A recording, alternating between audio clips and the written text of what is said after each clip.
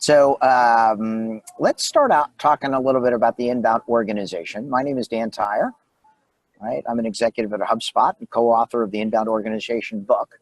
And I'm here with my good friend and blood brother and Kyle Busch fan, dog owner, and agency partner, founder, and president, Todd Hockenberry. Hi, Dan. Thanks for introducing me. And we're going to do like our profile slides as well. But I don't know if I'd recognize Todd if I didn't see him in his office, because when we wrote this book, first of all, it took us a year. Second of all, I saw Todd in this office more often than like I saw any other human being. Right? And he's got the pictures in the back, and he's got his printer back there, and periodically his dog will bark. And it was like, this is the way I think of you, right? When I actually see you, I was being somewhat facetious. You and I were in Boston this week for the book launch. That was super cool. Right? It was. But I'm like, oh, where's the printer? Right? Where's the desk? Yeah. It's I love the technology. It was actually an interesting way to collaborate, to write, because you got the second dimension of being able to see the other person and see expressions, and as opposed to just doing it with the audio. So yeah, and I've said many times, I am on record as saying you're the best co-author in the history of books. Right? I could have never done this without you. You're a super nice guy. You're super knowledgeable about this stuff. Right? And you'll see why Todd and I make like a good pair of authors, right? Todd's super smart, right? He is an expert in industrial manufacturing and distribution, right? You have dozens, hundreds of customers that you've helped, right, in inbound marketing. And I'm like all big energy, and Todd's constantly making fun of me, saying, no, Dan, you're in the HubSpot bubble. He does it in a very nice way, but he's like, no. And the combination of your background and experience, right, and stuff that I've done at HubSpot, I thought was really kind of made it a lot of more fun. It was definitely a lot of fun, and you definitely brought the energy and a lot of insights and experience. And yeah, it was definitely 1 + 1 is 3, right? When you collaborate on ideas, right, as opposed to tactical things, getting things done, you're constantly pushing each other to try to dig in and really get it right. And we agonized over sentences and phrases to get them just right. And hopefully that came through in the book. So people ask me, first of all, Dan, is your book all in capital letters, right? And I'm like, no, time out. First of all, it's not mine. It's shared. And then the people who really know me, they're like stroking their chin going, did you really write it, or did Todd write it for you and you're just taking half the credit? And Todd, because like 90% of the people I know are waiting for the audio book to come out because they don't read a lot of books, right? But you and I can honestly say that you and I went through every sentence together of the book, right? We did, right? And we brainstormed, and we thought, and we strategized through it, and we both kind of learned how to do it, sometimes the wrong way. But we learned how to kind of create something beyond just a blog post or an essay in a book, and hopefully that has an arc to it that kind of makes sense from beginning to end and adds up. But yeah, it was definitely a lot of fun, and it was a great collaboration, because you pushed me to really when I would make a comment or we push each other, right? If we'd make a statement and we would challenge each other to make sure we thought we actually that it was right. So. Again, I'm pleased with the outcome. So it was a lot of fun. Here's the reason you're the best co-author. First of all, you get up at 5:30 in the morning, right? Second of all, I don't think I've ever heard you raise your voice, right? Third of all, you would say like nice things like, I think we could rework that sentence. And I'd say things like, that sentence is just dopey. And you'd like never get upset. You would just say like, okay, you're right. And then, you were right. You were right. If you would have been wrong, I would have been upset. So it was a match made in heaven, and we went through a lot of different stuff, but super excited that we're wearing the same black t-shirt, right? And super excited. The thing you need to know about Todd Hockenberry, when he started, I would say you were a great blogger, lots of experience with blogging, writing an actual book, right? When we started out, I would say we were like average writers, but by the end, Todd was like writing a lot every day, and you improved so much. You can like see some of the like sentence structure and things like that. super excited. The other thing about Todd, can I say one more nice thing about you? I love it when you brag about me, Dan. Go ahead. Sometimes Todd is brilliant. Oh, where's the famous quote? Oh, there it is. There we go. Sorry, I buried it 3 slides in. All right, so read this quote and tell everybody what it's about. Everyone wants to grow, but no one wants to change. This was. Hold on. You got to pause. You got to let that sink in. From here on out, I'm going to read the quote. Everyone wants to grow. No one wants to change. You said that somewhere along the line. And I'm like, whoa, back up. Hold on. Say that again. And you said, like, what did I say? What did I say? He goes, just say what you just said. And you're like, okay.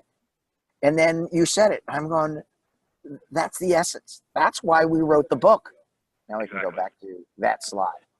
Right? And tell me what that means to you. What does it mean to you? What it means to me is going back to the beginning when we started the project, we were having a conversation about what I was doing, and I was spending a lot of time consulting with clients who had hired us to do inbound marketing work, but I was spending a lot of time with them on really trying to push them to change their entire businesses, because we realized that for them to really maximize the return and be as good at marketing and inbound marketing as they could be, they had to change their culture, and they had to focus on their mission, and their sales team had to be on board, and they had to create more content top to bottom, and the leaders had to invest in it and believe in it, and they needed to think about it as part of their strategy and not just a tactic for marketing. And we realized that the people that didn't change all those other things didn't see the success that they had been seeing or had seen previously with inbound marketing. So we realized that inbound marketing was migrating from this kind of methodology thinking to more of a belief system and a mindset about how you run your whole business. And that's really the genesis of the book. So I didn't say that quote at the beginning. It came somewhere in the middle, but it ended up being kind of essentially the theme of the book and why we wrote it.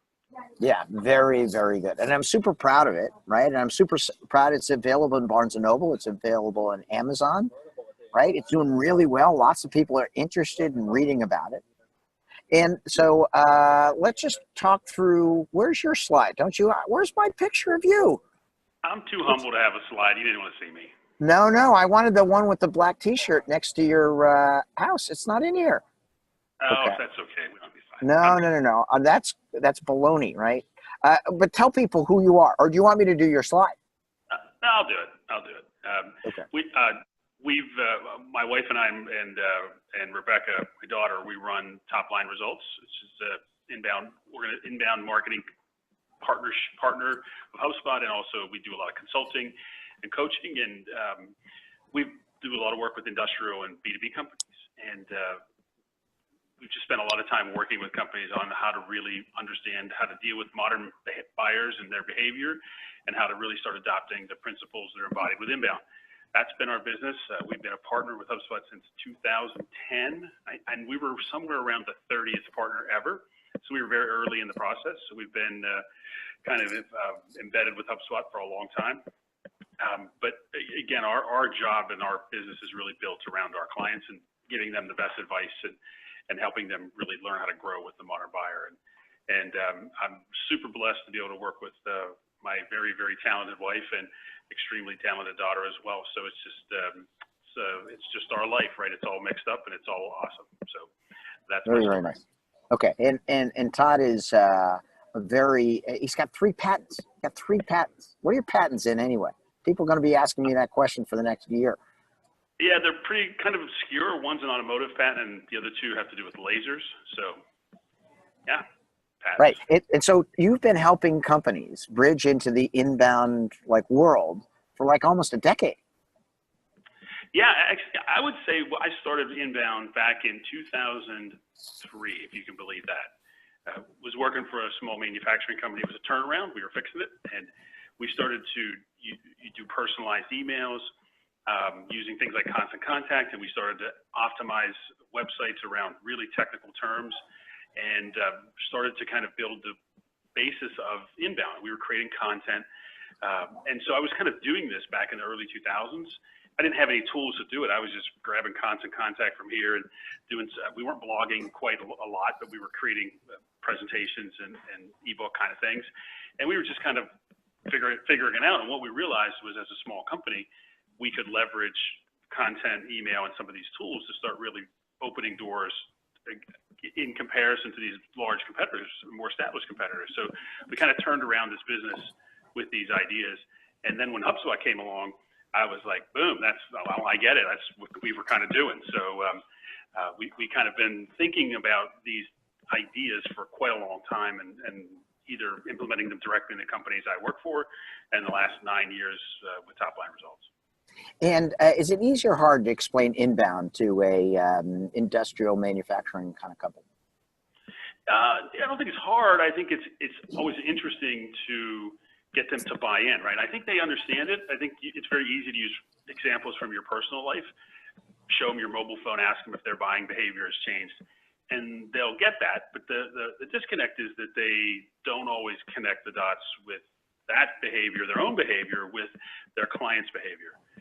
I do think it's getting easier to make that connection. I think they're starting to see it more and more, but I'm still shocked when I hear people say, and I still hear it, people say, well, I don't really think my clients are searching online, or I don't really think my clients use social, or they're really not connecting with people that way. I mean, I just roll my eyes, but it still happens. But I think the book will make it easier. That was one of the points, right? Our persona was the business owner, business leader, whose company was asking the questions about growth and asking the questions about how to position and create a strategy for success in the future, and didn't have the answers. So I think that's who we were focused on the whole time of writing the book. So if somebody's a marketing agency or somebody's a devotee of inbound and consumes all of HubSpot's content, they're going to see some new stuff in the book, a lot of new stuff actually, but they're going to recognize some of the topics and chapters where we talk about things like inbound selling or inbound marketing or content. Those will be pretty familiar, but there's lots of other stuff in there, like stories and case studies. I think we have 6 chapters that are case study stories. And it was interesting. Somebody that I really respect just told me this today, who's was Bob Ruffalo from Impact, told me this today. He said that he loved the part about inbound connecting with culture and mission, because he hadn't really read anybody anywhere talking about that a lot. So again, it was somebody who's totally embedded in the inbound world and has been for a long time. He was getting some things out of the book that he hadn't really read before. So that made me feel good. Nice. And it sounds like you were inbound before the term inbound was coined, right? Oh, it yeah. sounds like in 2003, like you were just doing like the activities. And then when the HubSpot company and software came around, you're like, okay, this will just make it easier for us to help. Because I've heard you say many times, one of the essence of inbound is just being a human being and just helping people. Oh, yeah. Yeah, we are in that company. Our slogan was "Buy from us, we're good guys," and that was kind of our internal slogan. We never quite pulled the trigger and made it our actual tagline. We marketed, but that's the way we thought of our mission. And so I've always been in that mode, right? And I don't know. To me, it's part of a lifestyle. I mean, I grew up in Western Pennsylvania in a small town, and both of my grandparents had farms. So I mean, you just helped your neighbor, right? It's just kind of part of my DNA. You just kind of help people, and you know, if you do the right thing and you help people first, the right things and good things happen on the back end. So I just connected my grandparents' farms with inbound. So how's that? But the idea of helping is central to inbound, and interesting point. I think we interviewed about 35 HubSpot people and another probably 35 people outside of HubSpot that were business owners. And we asked them all the same question, what is inbound? And the only thing that every single person said was that inbound is helpful. Every single person said that. And they're all very smart people. So if I had to say inbound, describe inbound in one word, it would be that word, helpful. Very nice. Yes. And so you have also lots of experience. It's not just the 75 people that we talked to in the research. Right? You went back and talked with some of your clients, some of your prospects, some of the people you worked with, right? And you have a great example of how kind of inbound works as an overall strategy in a company called Fat Merchant. Oh, wait a second. I think we have a slide here. Hold on. I have a slide in here somewhere. Oh, let's do the inbound beliefs first. You just talked about helping other first, Yeah. which I agree is it a novel concept in business that you should help rather than sell? Is that like new, or does everybody get that in 2018? I mean, I think people talk about it. I think there's other folks have talked about it being helpful first. To me, it's a practice question. Most people would say that, but again, when managers lead with quota, get your quota, give them the deal to close that thing by the end of the month, or they look to cut corners in service. Okay, we know that's wrong or that's broken, but ship it anyway. We'll fix it on the back end. Or somebody that creates something that's not doing what they know it's supposed to do, but yet they sell it anyway, or they over market it, or like the ones that just absolutely drive me crazy, and everybody that's listening to this probably can relate to this, is the solicitation I get almost I do get them every day on LinkedIn. Somebody wants to connect and say, hey, I've got this amazing new thing. You're a HubSpot partner. I scraped your email from somewhere, and I just need 15 minutes of your time to tell you how great this is. That's not helpful. That's annoying. That's spam. That's annoying. And that is the opposite of inbound, right? If you really want to help me, then figure out what my business is, create something in your marketing that actually helps me in relation to what you want to offer me, and then I'll consume it and I'll take the benefit, and then you've now created a little bit of trust, enough trust that I might give you 15 minutes, but I never give anybody 15 minutes based on a spammy email coming through LinkedIn, or that somebody scraped my email off the HubSpot partner site. That's not helpful. So I could go on. No. You and I have talked at length of the good old days, which are like 2014, right? And you're the nicest guy in the world, right? If you could put up Dan Tyre like daily for like 3 hours for a year, you are the nicest guy in the world, right?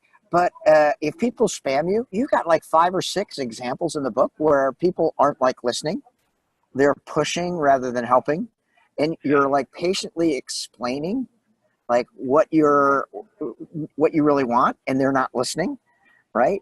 And if you do that in 2018, I hate you, right? I'm not going to buy from you. I will never buy from you. You buy a list and send me an email, okay? Forget about it, right? It's different than it was 4 years ago, because I will never buy from you. I'll tell all my friends, do not buy from that person because you're wasting my time. The worst for me, Todd, is people will connect me on LinkedIn. I got a pretty big public presence, right? And people say, I want to connect with you, and I'll connect with them.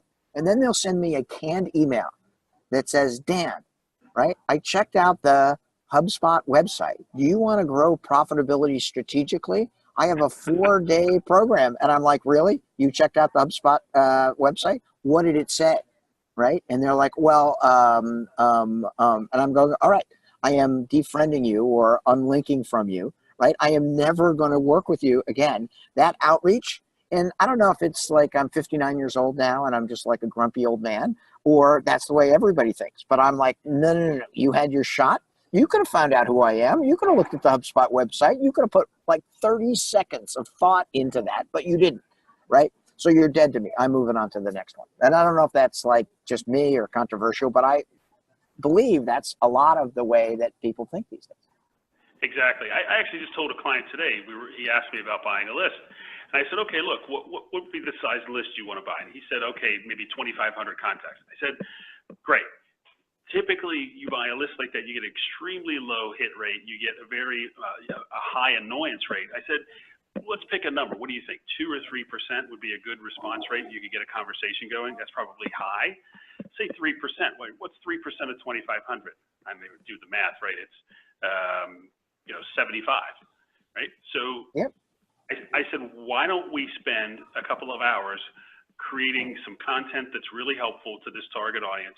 Go find 75 people on LinkedIn based on searching and figure out who really might need this help. Let's create a really nice email that explains to them why you're doing this, and you're giving them this free ebook just because you know you can help them. I'll bet you'll do better doing that. And I mean, to me, that's the way you should do it, right? Start from a helpful perspective. Buying a list and sending somebody an email, I don't care how good the email is, it's not helpful. No. And just like I was saying, in the old days, I tolerated it. I just went into spam filter. Yeah. Now, for some reason, I'm more agitated and I'm more incented, right, not to do business with. I think it has to do with the amount of competition that's out there today, right? The No question. example I mean, there's 20 options for everybody all over the place to go anywhere, Mm-hmm. right? So it's really a different age. And the inbound organization is all about playing into the way people make purchases decisions. I think you've heard the statistics that 93% of all purchases, both B2B as well as B2C, start with either a search on Google, Bing, or Yahoo, or social media inquiry, right? And don't you get it like once a week on your Facebook? Somebody will say, does somebody have a good real estate lawyer? Does somebody have a good landscaper? Anybody have a babysitter? Those kind of things, right? That's the new word of mouth, right? If you're not optimizing your website so that people can like understand that, if you're not being helpful, right, you're never going to get that business. I have examples of clients that are relatively small businesses and they're trying to hire new employees, right? Tight labor market, and they're trying to figure out how to deal with some bad reviews on social media sites. And you know, it's like that's the world you live in. If you don't treat people well, I mean, sometimes there's people can go off the rails and create something that's not accurate, and you can deal with that. But if you consistently don't help people, that will follow you. There's nowhere to hide. Your reputation will be earned, and it will be public, and it will follow you. I think that's the difference between 2018 and 2016, right? In the old days, if you did something that wasn't helpful to the customer, you know, the customer called your boss and you got called into the office and your boss said, don't do that again, Dan. And you'd walk out and do it again anyway. And there was no real impact. Today, if you sign on the wrong customer, even if it's their fault, right? They didn't do their diligence, right? You bear the brunt, right? And that's the second point, focus beats bandwidth, right? In the old days, you could be like a generalist, right? And people didn't care. But because of the increased competition today, people want to know that you're talking directly to them, right? So the ability to work with business owners that are in Florida that are looking to scale their businesses 30% per year, right? And have a consulting service that want to continue to grow. Now, all of a sudden, when I say that, you're like, oh, wait a second, this guy's talking to me, right? This guy knows who I am. And what you're really good at is when you use those the vocabulary of a manufacturer or an industrial company, right? When you walk into a room, Todd's like 6'5". How tall are you, Todd? 6'3". All right, Todd's 6'3". When he walks in the room, you know he's there, right? But when you start talking about industrial and distribution and manufacturing stuff, right? Everybody knows, okay, this guy like just didn't get an MBA in this. He's been doing it for a long time, right? And that focus becomes very, very helpful. That focus becomes very impactful. And that focus helps you generate more business. And I think that's one of the reasons you've enjoyed significant success. And I think from a beliefs perspective, focusing is about saying that you understand the persona, right? You understand somebody's specific issues and somebody's specific problems and the goals they want to achieve so well that you now have something they want. If you're just pushing product and you're just pushing specs, you don't have anything that they really want. What they want is their problem solved, their goal met, their outcomes achieved. And so, you know, by focusing, you have a better chance of doing that. Focusing takes your worldview, I think, in some ways, away from yourself and your product and puts it on the person you're focusing on. And by being a generalist, it's very easy to say, well, we make this product and whoever wants it can have it. And that's a suboptimal strategy in today's world. So to bring it back to the book, these inbound beliefs is a core philosophy, right? And inbound denotes a way of helping others first, right? That focus becomes a little bit a better way to implement it. B to H. What does B to H mean? Well, there was B2B, B2C, and a few years ago, we started to hear more like business to human, right? Where you're talking about businesses marketing to people one-on-one. And Yep. where we are now, and I think this gets to your what you were saying about the difference between 2016 and now, just a few years. Now what companies want is they want a human-to-human contact between the company. They don't want the business, right? They want one person. I have an example from a client that's in the manufacturing world where they started a chat. They were doing an experiment with chat, And this is very kind of technical, tens of thousands of dollars worth of equipment. And this person hit them on chat, started to ask questions, and they wanted to get a quote and actually move towards purchase. And this was a marketing person. They were going to hand them off to the salesperson. And the person was like, no, you're going to finish this. You started this, right? I want to, we have a little bit of a relationship going here. I want to finish this with you. And she spent like an hour and a half on a chat with the person. But in the end, they got a sale, right? But that's what people want. They want things like Facebook Messenger connections to people one-on-one. They don't want to be queued up. And maybe the easiest example of this one is, which drives me absolutely crazy, is if you call to customer service somewhere and you spend 5 minutes explaining your problem, telling them all your information, all the contact stuff, and they'll say, oh, okay, we're going to send you over here. And then you go over there, and then it's like, hello, what's your name? What's your background? And you're giving them the same information again. That's not a human-to-human thing. That's bad. And we all see it. But we all know when we see that kind of human-to-human connection between a business and a customer, and you love it. You want that. And those are the companies that the Inbound is about being helpful, and again, about that one-on-one connection. I have an example of that. My buddy Andre in Nevada, right? He's on the outskirts of Las Vegas, and he's calling a large multinational bank to make a transfer, right? And he gets put on hold for like 7 minutes. When's the last time you stood on hold for 7 minutes, Todd? It's not normal. I know. We used to do it all the time, right? I know I sound like your grandfather, but like in 1998, you were on hold with American Airlines or like Pan Am. Exactly, because you didn't have the internet. I know we sound like we're old guys, but that's the way you did it. So it was not unusual to be on hold for 45 minutes, right? It was annoying. But Andre is on hold for 7 minutes, and then the lady asks him all the questions. She goes, okay, I can't help you. I need to transfer you to another service center. So he gets transferred, and exactly what you said. A woman cycles in and says, okay, I have some preliminary questions, right? Ask the exact same questions. And she said, actually, the amount that you want to transfer exceeds I have to transfer you to someplace else. Now we're 18 minutes in, and transfer, and then they get the little music. And so Andre's like, screw this. So he's on his phone, right? He searches for internet bank. He gets a internet bank. He fills out the application on his phone while he's waiting for the people to get in. He puts in his social security number, and they say, all right, all you need is $500 to start the account, right? And the lady comes back on the fourth time in 20 minutes.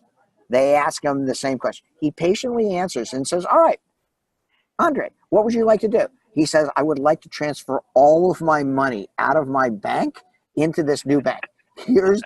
While he's on the phone. And I thought it was I go, Andre, can I tell that story? He's going, yeah, Tyler, knock yourself out. I'm like, that's the 21st century. That's 2018, right? That's what you do. That's not human, right? That's exasperating customer experience, right? And if you don't have the data for that, we have tons of examples of where people aren't measuring the right things, right? That's something, if you're a general manager, if you see somebody going from one to the next, to the next, to the next, and you see 7 minutes of conversation, you got to know, if you have that data, you got to know that you're not delighting your customer, right? Exactly. Right. You have an excellent example of a car dealership. You want to spend a couple of minutes talking about that experience? Ooh, well, that's my favorite. The kind of abbreviated story is that I bought a car about 4 years ago, and at about the 3-year mark, they started to call, and you probably get these calls too, where they say, hey, we've got a lot of demand for your vehicle, your model. Can you bring it in? We'll give you an estimate. We'd like to, basically have you trade your vehicle in, and we'll give you a great deal. And essentially, they want to get you into another lease or another purchase, right? They're just trying to churn you into another vehicle. And I said, whoa. They said, I'm a buy and hold guy. So I told them my persona, told them straight up who I was and what my goals were. I want to buy and hold, drive it for the long term, ultimately give it to my daughter when she's done with college 3 years from now. And so then she can drive it. And they said, okay, great. Well, thanks anyway. Goodbye. No response. Okay, great, fine. Just another call. Month later, I get the same call, same conversation. Third month, I get the same call, same conversation. Fourth month, I say, okay, that's enough. You have a CRM, right? And they said, yes. And I said, put my name in your CRM. or for me, I don't want this car. Call. I'm never going to sell it. Don't call me again. So what they do next month, call me again. I said, okay, I warned you. I said, now I'm going to tell you one more time. If you ever call me again and ask me this, I'll never set foot in your dealership again. I'll never buy another car from you. I'll tell everybody how horrible this service, that your service marketing piece is. Sure enough, like the next month they did it again. I said, that's it. You got to pause there. You got to pause there. There's a pregnant pause where you just say, I'm too excited. You get me I know.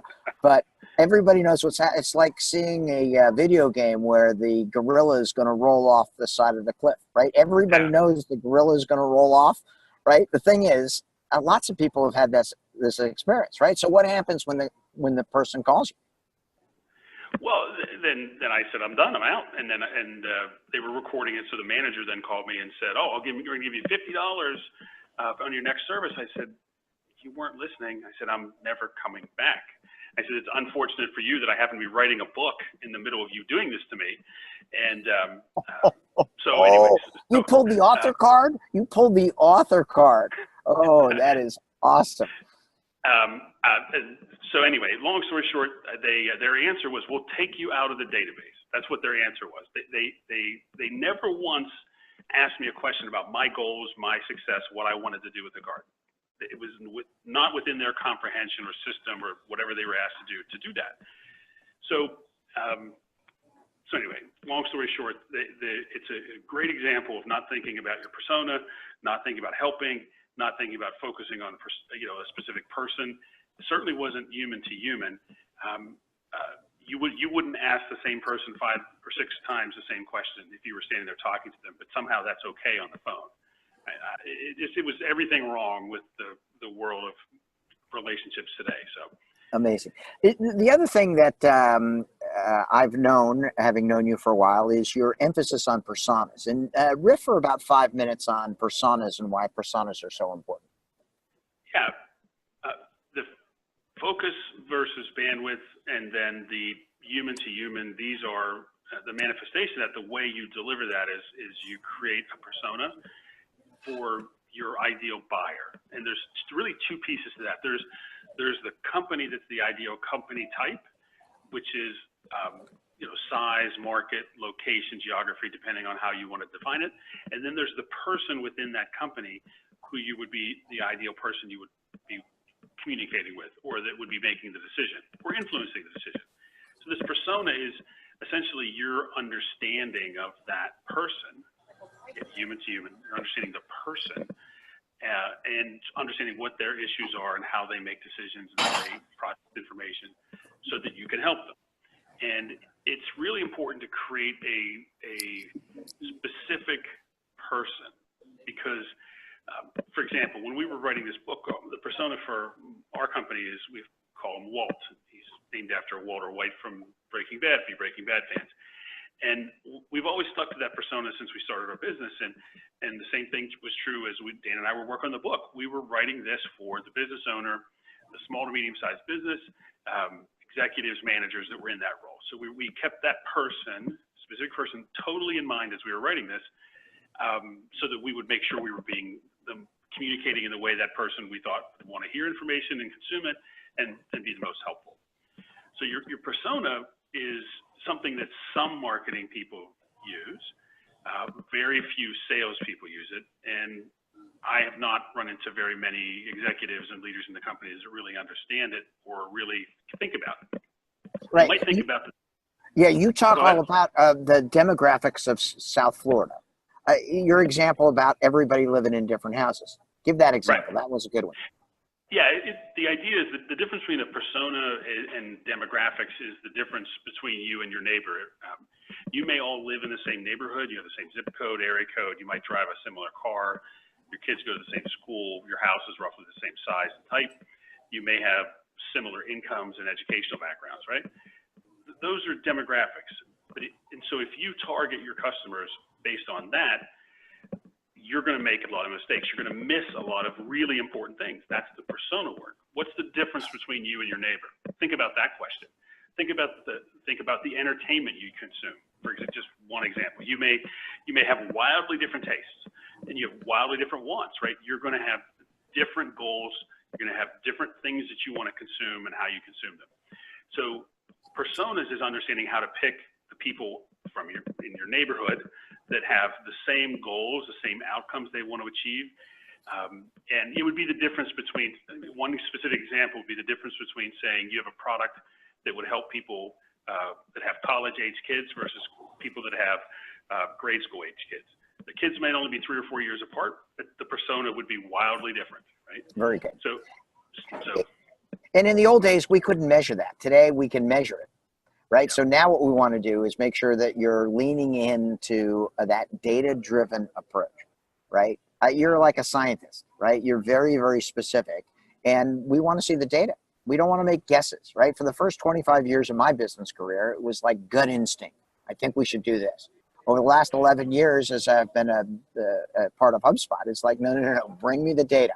Let's apply our thought process to what we actually see, right? But the other thing about persona is we've come up with a book of an employee persona. And tell me a little bit about why an employee persona is so important to hiring the right people. Yeah, first, the two of the key inbound behaviors, you have your beliefs, then you have behaviors, and then those will lead to certain outcomes and results. So the behaviors, once you have the beliefs, are that you apply the idea of a persona and a journey to every relationship you have. The journey is the process that you go through from the beginning, the first touch, or even before you actually start a relationship, through the life of that relationship. Because there's different requirements, needs, expectations at each of those stages. So you have to understand the persona and the stages they go through. And then you apply this thinking not just to your prospects, you apply it to your partners, you apply it to your vendors, and almost, if not the most important, you apply it to your relationships with your employees. Because you want to identify the right target employees. They have a specific journey they go through, and you want to plan that out.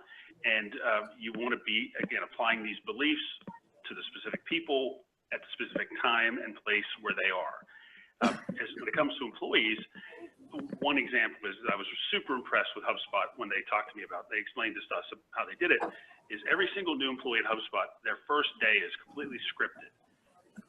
Most of us have probably gone to the first day on the job or been a manager or hired somebody on the first day, and they get there and they sit there and they're not sure what to do, and you're not sure what's next, and it's kind of not a great experience essentially on your first day. Well, HubSpot recognized that the persona that they wanted to attract, top tier, energetic, strong, smart people, won't tolerate that. So they have a different expectation. So HubSpot created a very detailed plan for everybody's first day on the job and really mapped out their first day in the early days at HubSpot so that they really hit the ground running and they were really feeling like they were part of the team and starting to contribute quickly, which is part of the persona, right? So the idea of the persona and the journey, again, applies to all your relationships, but it is a big one to apply to your employees as well. Now, there's a lot of HubSpot in this book, right? It's not specifically about HubSpot, but you mentioned we interviewed probably 35 folks, right, from HubSpot, all the way from Brian Halligan, who, by the way, wrote the foreword of the book, right, to Dharmesh, who spent a lot of time, not on the phone because he doesn't use the phone, but in email exchanges. And Dharmesh is a good friend of mine, right? I've known him for 10 years. He's like the soul of HubSpot. He's like the Buddha. He sits there and says like brilliant things all the time. And super nice guy. We got access to him. And then JD Sherman, who's the CEO of HubSpot. This guy's amazing. Smart person. He talks all about an inbound operating system, which, by the way, we saw Allison Ellsworthy this week. She's the inventor of the inbound operating system. She talks about that all the time. Right? I think you're referring to Hannah Fleischman, right? The inbound interviewing and people, right? She's all over that. Rachel Leist talks about the customer journey. All of these great HubSpotters who for the last 11 years have been helping millions of people understand more about a better way of doing business, about how to grow better, right? All in the book, right? Plus, the experiences we've had with customers, right? The interesting thing is, the backstory of how we actually decided to write this is Todd and I were at an event. Do you remember what event it was, Todd? It was the National Tool Association show or the Western Region Tool Association. It was tooling guys. Tool and die. Tool and die. Tool and die. Right. There you go. Todd fits right in with the Western Association of Tool and Die Manufacturers, like perfectly, right? He's like, it's all his cousins, right? They all look like him. They're all smiling. They invite you to the table. And lots of them had never heard of inbound. So I was doing the kickoff about welcome to the inbound revolution. And I started talking about this inbound organization. And it was very, very impactful because they'd never heard the term inbound. Right. And I was on stage and I was asking these guys, well, would you like to give people a tour of your facility? And they're like, heck yeah, we would love that, because they're so proud of what they do and how they do it and the relationships they built.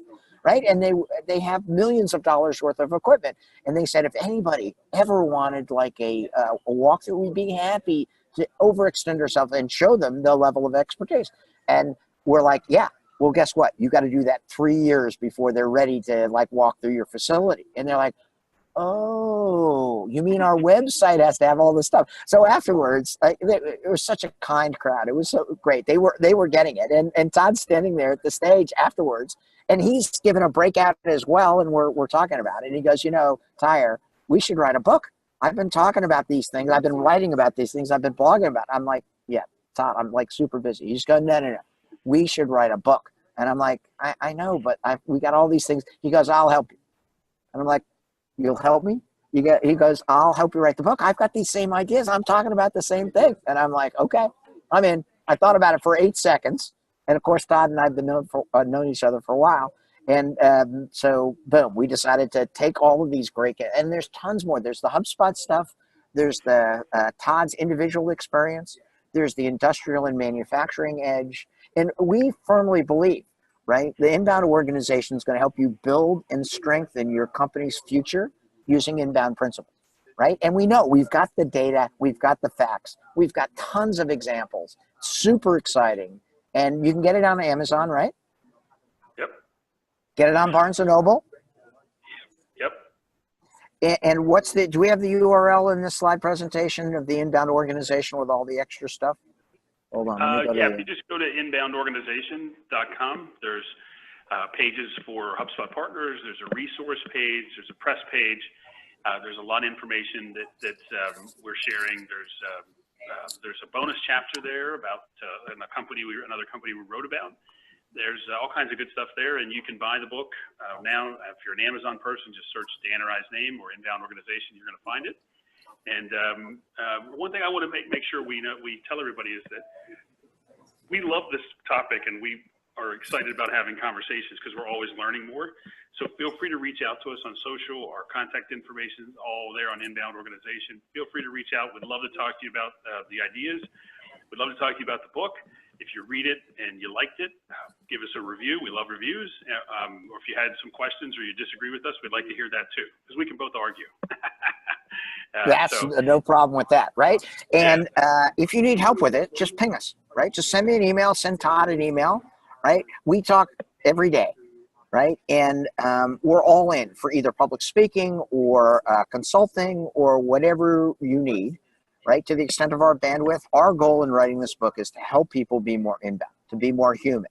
We hate cold calling like you do. We hate spam email like you do. And we believe there's a key inflection point in American business today, actually in global business today. We've got to make sure that we're helping, not selling. And the people who do that are going to get all the business. And the people who don't, right, are going to get annihilated, right? And everybody always laughs when I say that because I'm like a pretty dramatic kind of guy, provocative, I think they call it. But I believe it's the truth. We have irrefutable proof that the people who help get a lot of the business, right? And we're all in any way we can. If you have questions, if you want to see some of the bonus information, if you want us to jump on a call to the extent of what we could do, Rebecca coordinates our schedule, and just send an email to us and we'll see if we can get on the calendar and do whatever we can to help. Happy to do it. Absolutely. Ooh. All right, Todd. Well, great to see you on a Friday afternoon. That was super fun. Rebecca, thanks for coordinating and producing the whole program. Yep. Right? And now we got some good content and look forward to helping more people really lean into an inbound organization. Sounds great. Good luck, everybody. Thanks.